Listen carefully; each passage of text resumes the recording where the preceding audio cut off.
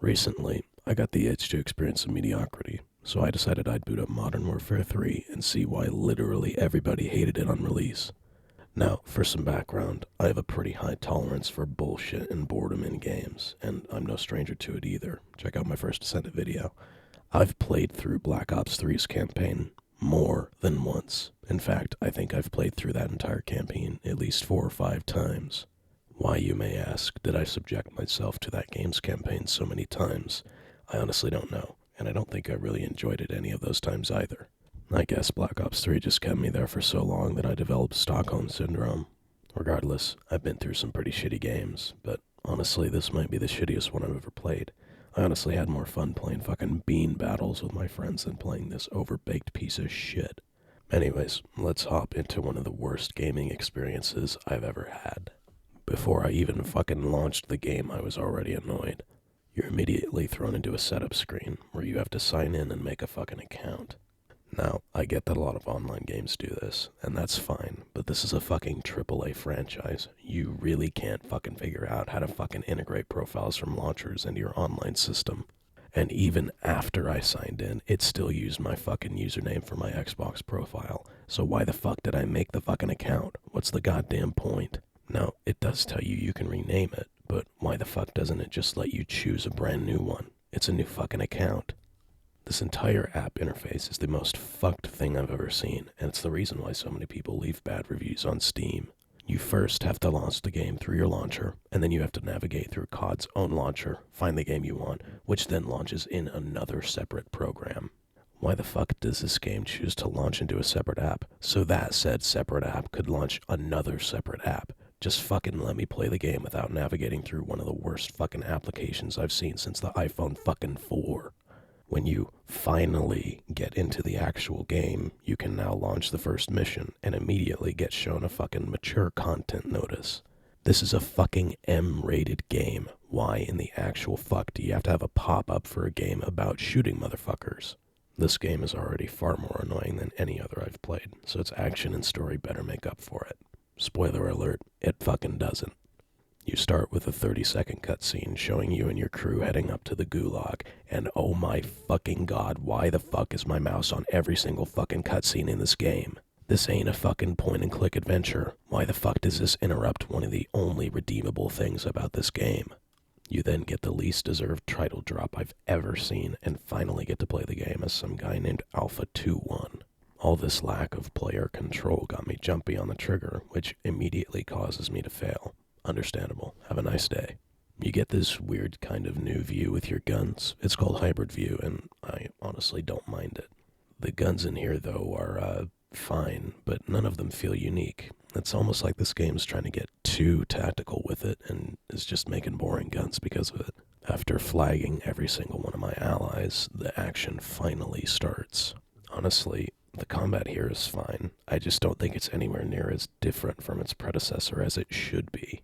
Of course, Activision is known for being allergic to innovation, but come on guys, you couldn't give us one cool gadget or feature.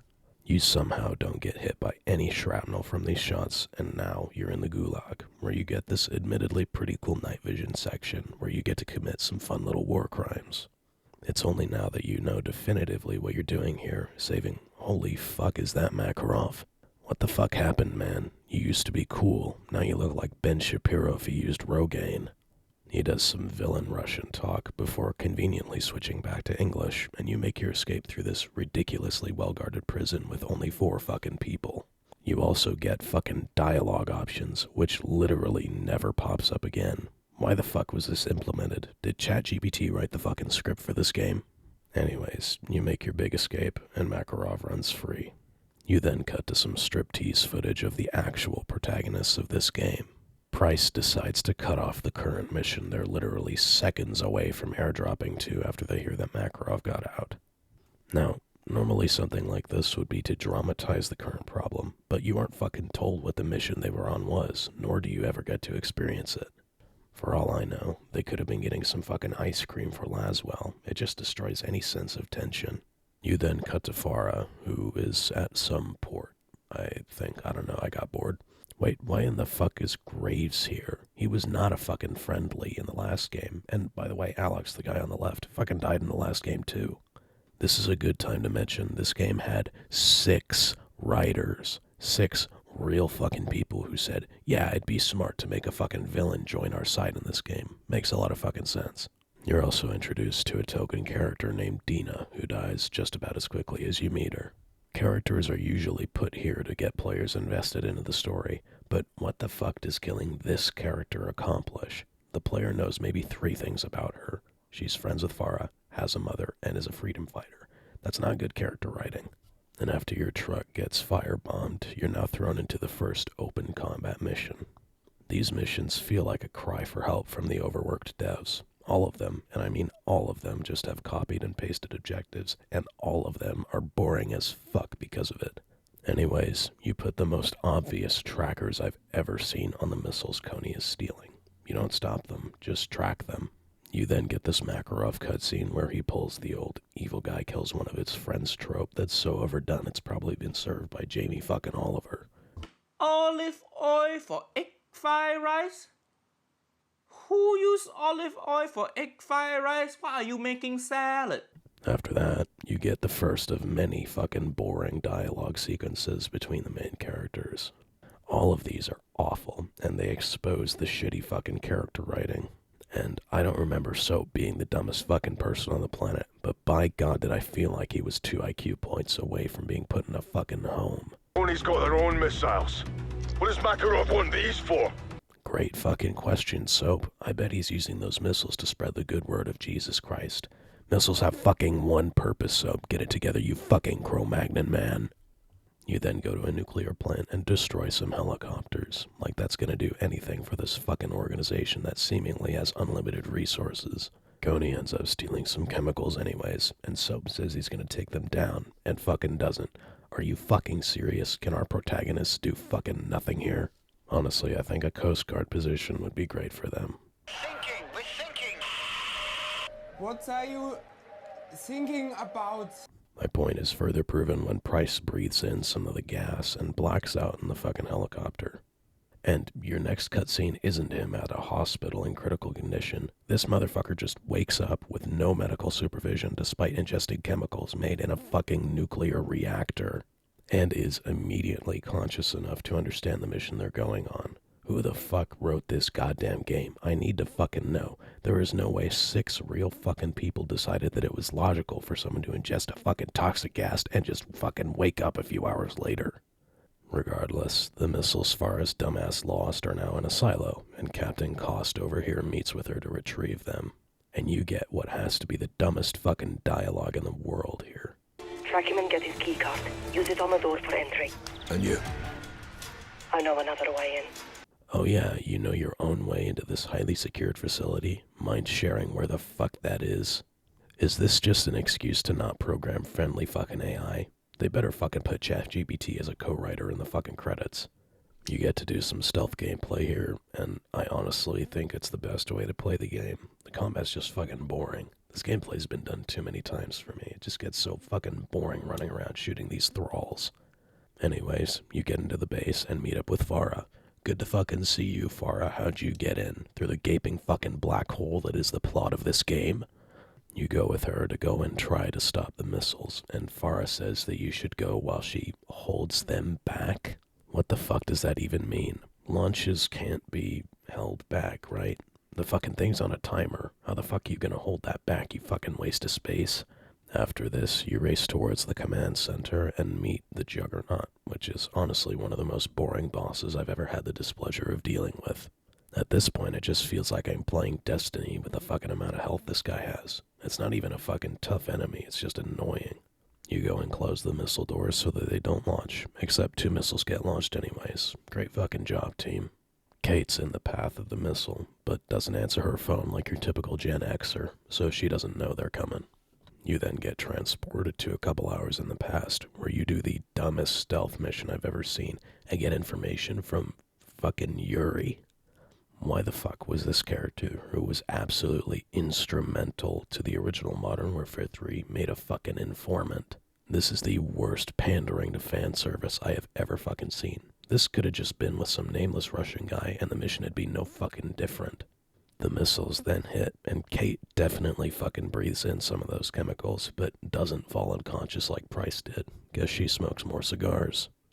You then see Makarov going through airport security, and literally fucking no one recognizes him. This is the most wanted criminal in the world, and airport security still can't find him. They literally have facial recognition tech for this purpose. Jesus fucking Christ. It's at this point where you get into No Russian, one of the most controversial missions ever put in the game, and you get to play a wholesome little ULF fighter. She gets harassed by a Tier 3 sub of hers who tries to take her hostage but gets shot instead. You then shoot some more terrorists on this plane. Seriously, how many fucking terrorists did they get for this gig? Doesn't seem like something a lot of people would apply for, you know? She gets captured, they put a bomb on her and throw the detonator into a crowd, and, of course, the plane blows up. What the fuck happened to this mission? No Russian was one of the most controversial and legendary missions in gaming history, and it's now delegated to a glorified fucking cutscene. God damn it, I need a drink. Anyway, the plane lands in Urzikstan, and Farah and Graves go to prove that it wasn't the ULF that bombed the flight.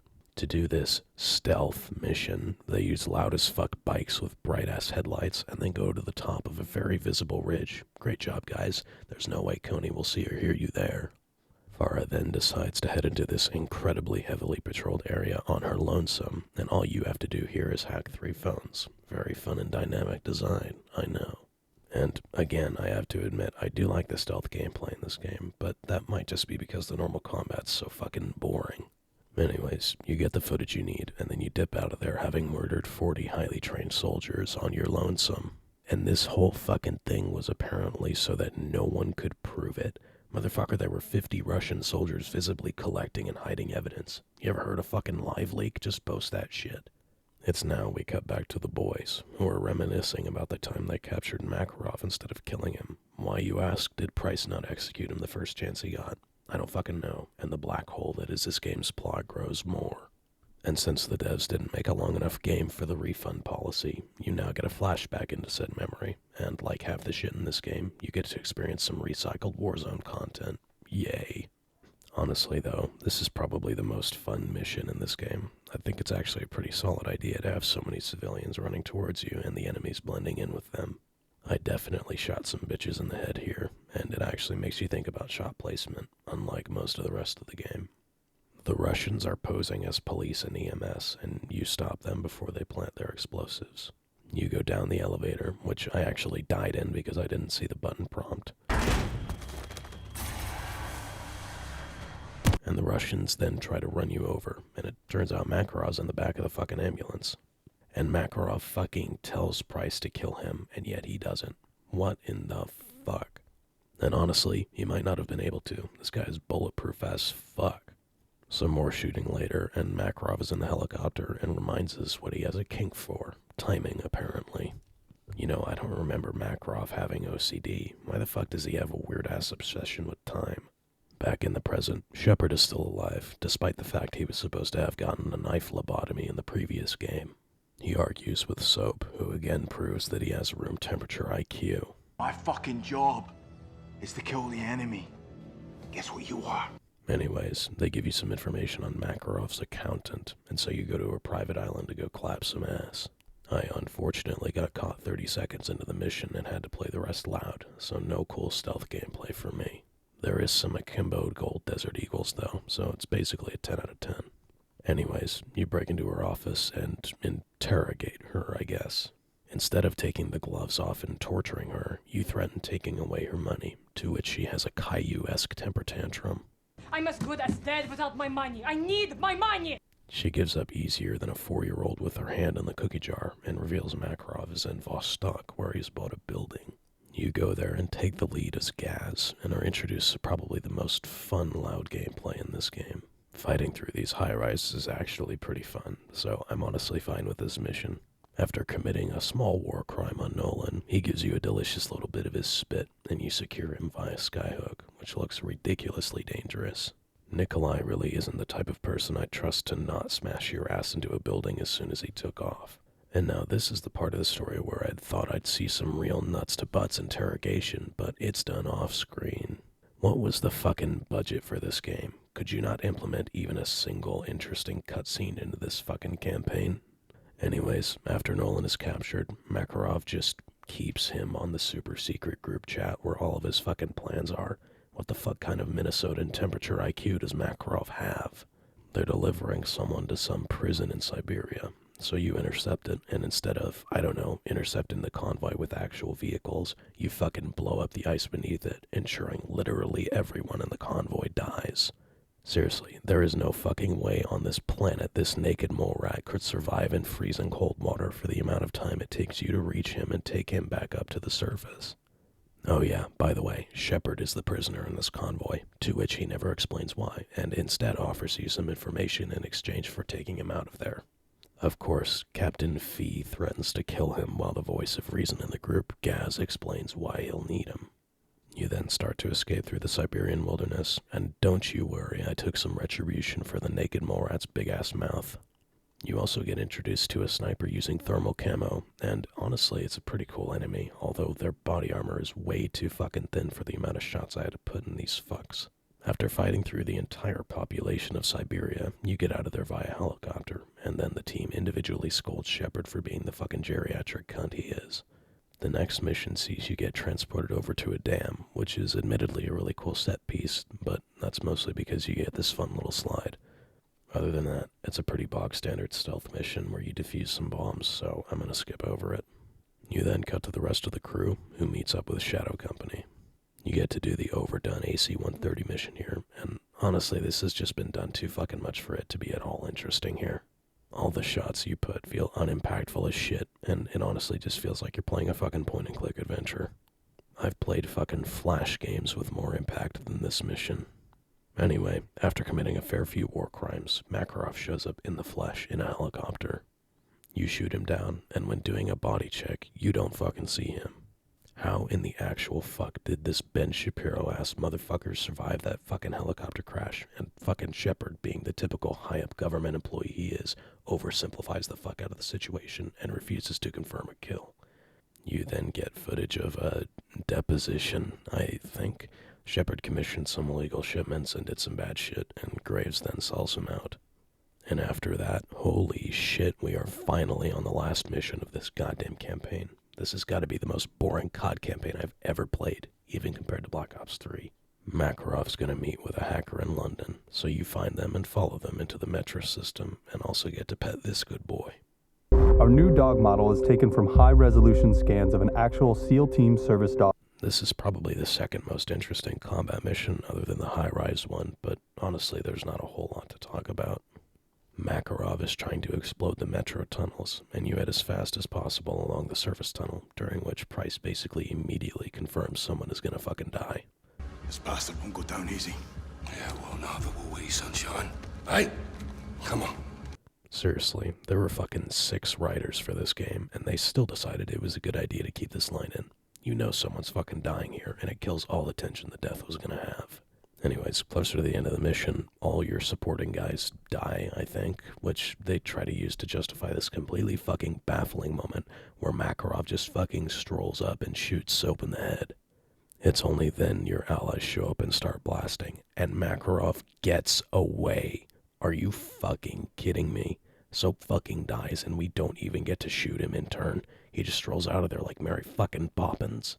What is the fucking point of this death? It's not impactful, it's not heart-wrenching, it's just fucking dumb.